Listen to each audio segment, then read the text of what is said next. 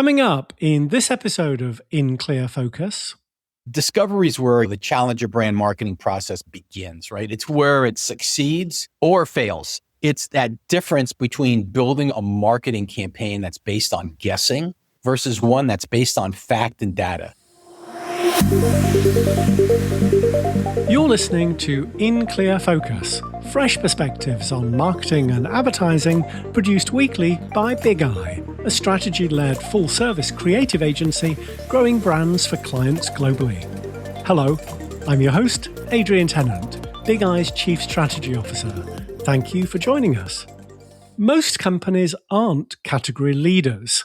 They're competing against rivals with bigger budgets, larger sales forces, greater brand awareness, and more sales. Marketing texts can incorrectly suggest that the marketing strategies that work for category leaders can work equally well for smaller brands. Today's guest recognized this was a problem and trademarked a solution. John Gumas is the nation's leading authority on challenger brand marketing, the methodology he pioneered and trademarked over 40 years ago. He's president of Commit Agency, a full-service branding and strategic marketing firm with offices in Arizona and San Francisco. John has helped brands including Yonex, SanDisk, and numerous financial services organizations compete effectively against industry giants. He's the author of two books, Marketing Smart and Challenger Brand Marketing, which is the definitive guide to his methodology. John is also an adjunct professor of branding, advertising, and interactive marketing and serves on several community boards, including the San Francisco Giants Community Fund and the Bay Area Sports Hall of Fame. To discuss what it really takes for under-resourced brands to outmaneuver bigger competitors, I'm delighted that John is joining us today from the San Francisco Bay Area.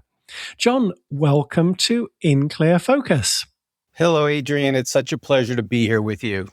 Well, John, as I mentioned in the intro, you trademarked challenger brand marketing over 40 years ago. What was happening in client work then that made you realize traditional marketing frameworks weren't serving most brands?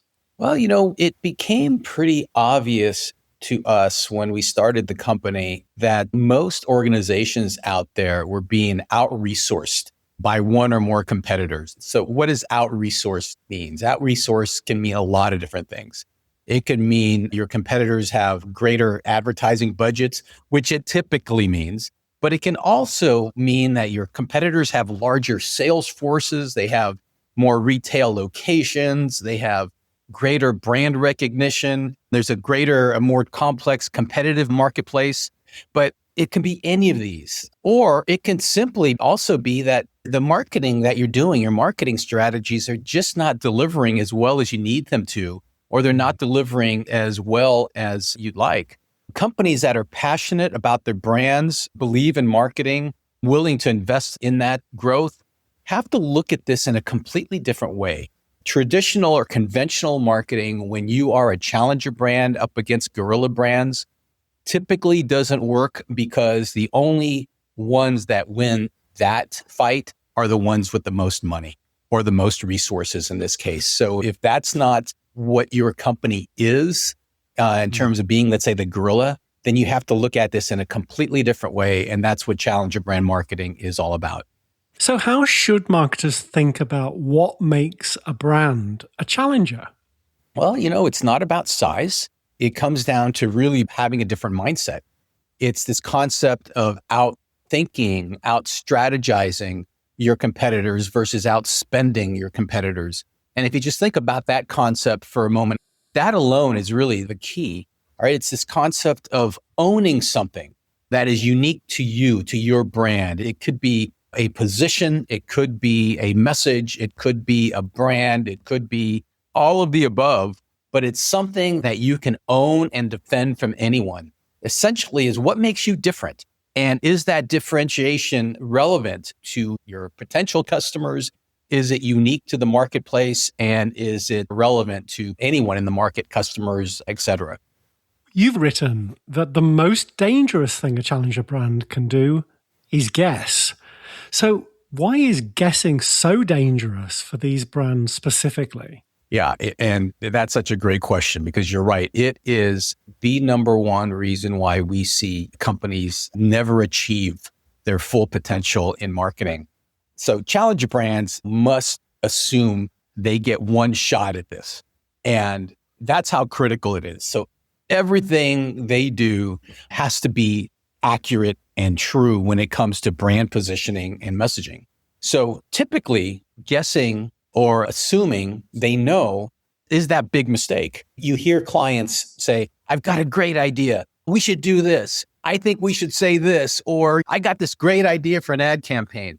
Well, you got to at some point know exactly where your brand needs to be positioned. And you have to know exactly what you have to say in order for your brand to be identified in the market. And you can't guess because marketing fails because it's built on this assumption, right? I've got an idea, but it's not built typically on facts and truth. The real reason why a customer will buy from you, a real reason why you're different in the marketplace, the real message you need to say. What are the actual words that someone who's never heard of you before has to hear you say in order for them to say, wow, there's a company I want to do business with, or there's a product I want to learn more about. And assuming that is extremely dangerous because it's typically not the case. And until you go through a process to learn the truth about your company and more so the truth about the market and the truth about why your potential customers would buy from you versus your competitor, until you know that, you're guessing and you're assuming. And guessing and assumption is probably the most dangerous thing any challenger brand can do. John, what's typically at stake when challengers get it wrong? Oh, that's really easy, Adrian. And the answer to that is everything. It's lost resources. It's lost time. More importantly, it's lost opportunity. And what typically happens as well is there's market confusion, right? So think about if you launch a company or rebrand a company and you're out there and you don't get it right and it's not working. It typically takes the average company about 6 months to a year to realize that their messaging's not connecting, their brand's just not working as right, their marketing programs aren't delivering what they need to. Then what do? They start over. So over that 6 months to a year, the market is now confused. Who are you? You've invested a lot of money, you've invested a lot of time, and you've lost that opportunity. So getting it wrong from the beginning is dangerous. So that's why you really need to kind of step back and make sure you truly understand what makes your company unique, why it's relevant, and you truly need to understand what you need to say, how you need to say it, and you cannot guess at that. That is all fact-based, and that is all data-driven. Well, when we were preparing for this podcast, you shared with me that you actually have a standing dollar bet with new clients about this. Can you tell us about that? You're right. So I've been doing this over 40 years now, Adrian, and I'm happy to report I have never lost a dollar.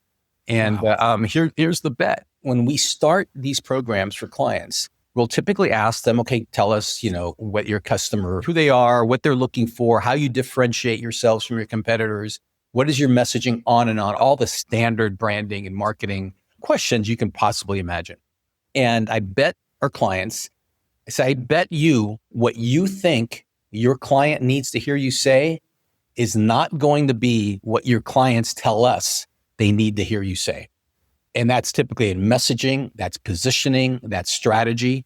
And 100% of the time, what they feel going into this is not what comes out of the data.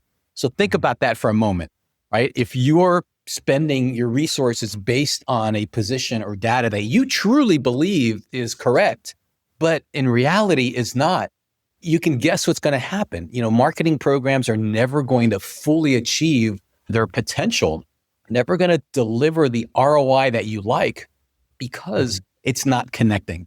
You're not connecting with the market. And assuming you know that is pretty dangerous. And I've made a lot of money over the years on those dollar bets, Adrian. So pleased to hear it. Your methodology starts with what you call discovery. How is this different from standard market research? Well, companies need to look at what they're doing in a very different way. And what typically happens is that individuals, right, whether a CEO, any C-suite individual, marketing director, CMO, et cetera, all those folks that are responsible for marketing their company, they live their company every day, right? They live it, they breathe it, they understand it, and they expect everyone else to know their company as intimately as they do. So for them, they can't step away and truly look at their company objectively, just like a prospective new customer would, right? They can't do that. So what our discovery does, it really gets our clients to be open-minded and understand the real reasons and accept the reason behind why people do business with them and trust those facts. Every marketing campaign has to assume that the people you're speaking to has never heard of them before. And with that said, it gives them about 7 seconds to tell people who they are, what they do, and what makes them different. And if you can't do that or explain that in 7 seconds or less, you're probably not going to be effective at your marketing. So that's why it's so important to go through the process that we go to really learn what that is all about and why people truly use you. I am curious, what kinds of questions are you asking that typical research doesn't? So discovery is where the challenger brand marketing process begins, right? It's where it succeeds or fails if it's done correctly. It's that difference between building a brand and building a marketing campaign that's based on guessing or assumption, right? Versus one that's based on fact and data, right? It's that point at which the true differentiation and the strategy is born. It's the point where focus is created, and it's the competitive advantage that's defined at that point. So every meaningful decision that follows, right? From brand development, positioning, messaging, creative direction, media, oh my gosh, ongoing marketing, tactical execution, everything traces back to what you found in discovery. And without that discovery, marketing really becomes this collection of disconnected tactics. And tactics without strategy is nothing more than educated guessing. And that's why typical campaigns fail. That's what challenger brand marketing is all about. So to answer your question, what kind of questions do we typically ask?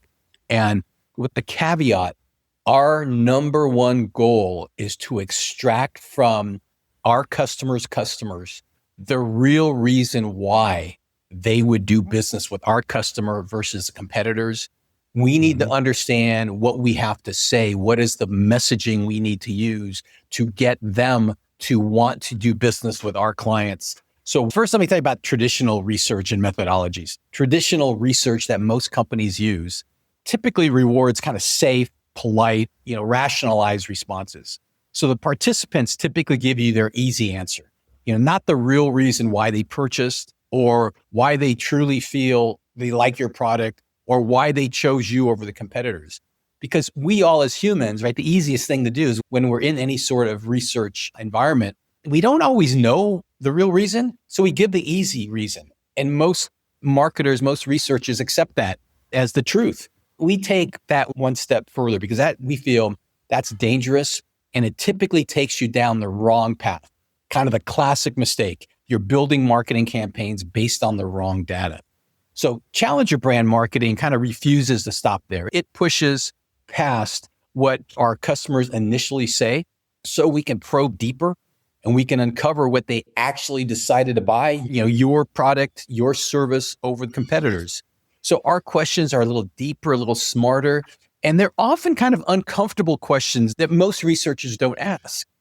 We're going to ask questions that are very atypical. And forgive me, because that is really our secret sauce is the question and how we ask them and what we ask and how we extract the real reason out of our customers is to buy so that it really challenges conventional thinking. So the objective is not consensus or comfort. The objective is clarity and truth. We want to know the real reason down to the actual words, the style, the tone. So this is essentially how powerful and effective challenger brands are born, right? It's why they thrive.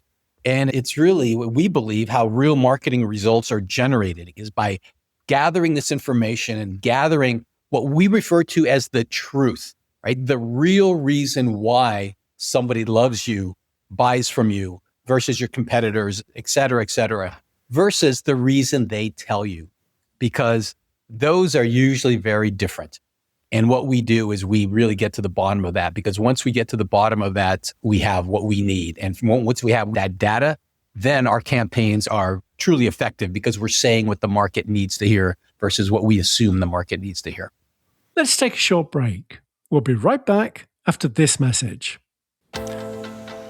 Hello, I'm Fab Giovanetti, the author of The Customer-Driven Marketing Handbook, Building Marketing Plans That Capture and Convert, published by Kogan Page. As the CEO and a teacher at Alt Marketing School, I've spent over 15 years helping marketers build strategies that put genuine customer relationships at the center of everything they do. In my book, I share practical frameworks for building trust, creating emotional connections, and turning customers into advocates using real-world examples from brands like Gymshark, Headspace, and Notion. You'll learn how to identify customer pain points, design personalization that feels helpful rather than intrusive, and create shared rituals that transform one-time buyers into lifelong fans. As an InClear focused listener, you can save 25% on the Customer-Driven Marketing Handbook when you order directly from koganpage.com. Just enter the exclusive promo code BIGI25 at checkout. Shipping is always complimentary for customers in the US and the UK. I hope this handbook helps you create marketing plans that win hearts and deliver results. Thank you. Welcome back. I'm talking with John Gumas, president of Commit Agency and the creator of Challenger Brand Marketing. John, in Discovery, you triangulate three perspectives: customers, internal stakeholders, and competitors. What are you looking for in the gaps between these views? Yes, and that is the heart of what we're doing. Like you said, there are three key critical points of reference that we believe reveal the true differentiation and the true brand position that we can own and defend from anyone. But it also, what it does, it reveals competitive weaknesses. And as you know, competitive weaknesses are very, very critical because it allows us, as a challenger brand that doesn't have the resources that our typical competitors enjoy, it allows us to play in a marketplace that they don't control or they're not as good at. And it also allows us to develop messaging and brand positioning that is based on facts, not based on assumption. But what we do from these 3 points of data, we can develop brand positioning and messaging strategy that's unique, because ultimately what we want to do is defend and own that position from anyone. All right. So gathering the truth, the real data from those 3 points, right? Externally, we're talking to their customers and we're talking to their best customers. We're not talking to former customers, past customers. And it's critical that we make that point. We're talking to their raving fans, their best customers. We want to know exactly why they love doing business with this company. And this is where we probe very, very deep to find out the real reason, all the way down, Adrian, all the way down to the actual words that they would need to hear, all the way down to some of the tactical elements, how they would find a customer or a company like this. So we look at external customers and interview them to gather their insight. We also take our customers through a very similar questioning exercise that we take their customers. First, the reason why we do that is we show our customers how what they think does not align with what their customer thinks, because they're answering the similar questions and they're always so different. Okay. And then this is a big aha moment for our clients. They go, oh my gosh, I always thought our customers loved us because of this. When in reality, no, it's because of this. So that comes out of that. The second reason why the internal interviews are so important is because when an organization develops a brand, as you know, the brand has to live. Okay, it has to live inside the company. We can't create a brand that company cannot live up to. It's not true to who they are. And here's what we do. We interview everyone individually, and all our interviews are one-on-one on the telephone. And the reason on the telephone is because there is no influence of somebody that's on a Zoom call looking at me in the eye. There's no focus group where there's 1 or 2 people that are influencing everyone else. There's no in-person interview where maybe my body language is influencing what they might say. So the telephone kind of eliminates a lot of that external influence other than tone. And a lot of times when we're asking these questions, we can hear the tone to get a sense of what they're saying is true or not true. So point 1 of data is external customers or best customers. Point two is internal, our customers and all their influencers within the company's C-suite, marketing, et cetera. And then the third piece is the competitor. Incredibly important piece. So we do a very, very deep dive to find out our competitors. What is their brand positioning? What are they saying? How are they selling our same prospective customers? What do we have to say to combat what they're saying? And looking at the gaps that we find from our competitors and in our internal interviews, that's between those 3 points of data right in the middle is the unique essence, the position, the brand of our customers and where they need to build going forward. And that's where it starts. That's where all marketing programs start. And the typical marketing program starts after that without going through this process. So as a result, you're never getting the real reason for campaigns. It tends to eliminate any misalignments. It tends to get all the stakeholders on the same page. And you know as well as I, a company cannot be successful unless their internal stakeholders are all on the same page.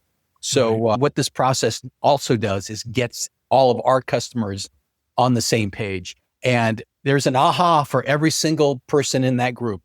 Every time. They never thought that. They didn't feel that their customers felt that way or their colleagues felt a certain way. Sometimes it's a little, sometimes it's a lot. But at the end of the day, they all have to be on the same page. Well, as regular listeners know, we love case studies on In Clear Focus. So, John, can you share an example of a time when your discovery process revealed something a client's leadership didn't expect? Wow, that you know why that's a hard question for me is because it happens every time. But let me give you one of my favorites. And it was a client that was in the travel insurance industry. Now, this particular client invested an incredible amount of money building this technology that allowed travelers to find the best insurance option for their vacation, right? Based on all this customized data. It would help them find, the most cost-effective, the one that would do all the things they wanted, whether it's medical evacuation or changes or whatever. And it was very, very sophisticated because that's an industry that's very, very confusing because there's so many options for travelers to buy. And these are typically high-end travelers who are going on their dream vacation and they need to make sure their insurance is right. So the owners of the company, they were brilliant technologists. I mean, the tech that they had created was game-changing for the industry. It's completely changed the industry. So they launched the company based on their personal belief, their personal assumption that this technology, that everyone would love this technology because of what it did. And it was very logical, the way they positioned it, the way they were selling it, very, very logical to describing the technology and how it worked and what it did. So let's fast forward about a year and a half, the company after they launched, they weren't even close to hitting their expected goals, sales. They couldn't figure out why. Then they hired us. That's where we came in about a year and a half after this. And this company was not doing well. So we took them through the challenger brand process, the thing that I painstakingly just described for you. And through that process, we discovered their aha moment. And what was their aha moment? Well, the aha moment was their customers didn't care at all about the detail of the technology like the owners did. It didn't matter to them. It didn't matter at all. And yeah, it was great technology, but it just wasn't enough. What we learned through this process of questioning and re-questioning and digging for the truth was what their customers wanted. All they wanted was peace of mind. They just wanted to be absolutely certain that when they went on their very expensive dream vacation, everything would be covered, that they didn't have to worry about anything. So these customers were not looking for technology. They were looking for peace of mind. This was a significant difference, right? A significant different reason why they would buy the product versus what the founders believed. So let's fast forward.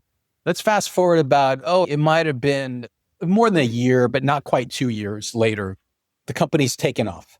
Based on this data, we created a new brand, a new positioning, a new marketing program. Most importantly, the messaging and strategy, right? Based off the data from this discovery.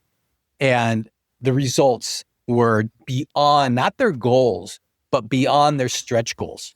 just by adjusting the messaging based on the data, because we didn't guess, we learned why people would buy this. And we learned the actual words and tone and cadence that the brand needed to be positioned within. And that simple change, although it was difficult to get to it, that turned the company around.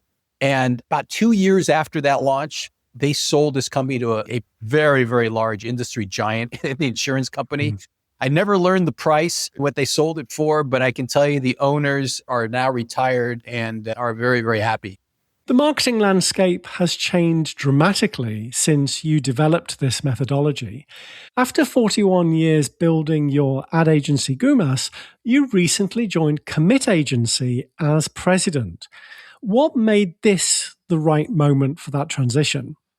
Well, the company wasn't looking to sell or merge, but sometimes in life, there's just a perfect fit that comes your way. And the owner of Commit Agency, a gentleman by the name of Dave Rawls, he and I have been friends for 15, 20 years. We go way back. We were sister agencies for a while where we used each other's services and helped each other. And it just became an obvious, perfect fit. And now we just have this all-star team of people that are taking challenger brand marketing and our clients to new levels. What does this mean for how the methodology will develop going forward? I'll answer that in 2 parts, Adrian. So part 1, let's call the delivery of the message. Okay, that is how the message gets out there. And part B is the message development itself. So let's focus part 1 first. How do you get the message out there? Delivery of the message, whether it's conventional media, digital media, social media, et cetera, that is changing quickly. And the new technologies that are out there, the reporting mechanisms that are out there, and allow our clients to become more and more efficient in their delivery of their messages, that has changed dramatically, night and day. And it will continue to change. If we have this conversation 6 months from now, it will have changed pretty dramatically. So how you get the message out there has changed. But what has not changed, and what I don't anticipate changing for a long, long time, is how you develop the messaging. The process we just described of getting to the point where your message is exactly what the audience needs to hear, your message resonates perfectly with the audience you're trying to reach and drives them to action. And your message is unique in the marketplace where it allows you to own a position, own a niche, and you can defend that niche against anyone and even trademark that niche. That process has not changed, because that process is this concept of a person, or I think of a brand as a person speaking to another person. And that person has to be authentic and credible. And today's customer is smarter than they ever were. So you have to be very careful of how you position yourself and how you message yourself and how you get yourself out there. So the process of figuring that out has not changed. And until the time that instead of me talking to you, Adrian, there's a bot talking to you right now, until that time comes, I don't think that process will change. So to answer your question, the outbound delivery changes dramatically and continue to change with all the new technologies. But developing the messaging, which I'll emphasize and reemphasize, is the most important part of any marketing program that a challenger brand can do, and understanding the truth of that message and creating a message that is unique to your company. That is the most critical component of challenger brand marketing. Great conversation. Thank you for sharing your insights. If listeners would like to learn more about applying challenger brand marketing principles or connect with you directly, what's the best way to do so? Of course, they can reach me at my email, which is jgumas@commitagency.com. So jgumas@commitagency.com. Connect with me on LinkedIn, John Gumas. If you're interested in reading the book, we have a book written called Challenger Brand Marketing. It's on Amazon. It will go through what we just talked about in greater detail. But if they want to reach out and mention your name, I will answer any question that they have. And I'll even send them some more information on how to do the process in a little more detail. Perfect. John, thank you very much for being our guest this week on In Clear Focus. Thank you, Adrian. It was such a pleasure being with you. Thanks again to my guest this week, John Gumas, President of Commit Agency and the originator of Challenger Brand Marketing. As always, you'll find a complete transcript of our conversation with timestamps and links to the resources we discussed on the In Clear Focus page at bigiagency.com. Just select Insights from the menu. Thank you for listening to In Clear Focus, produced by Big Eye. I've been your host, Adrian Tennant. Until next week, goodbye.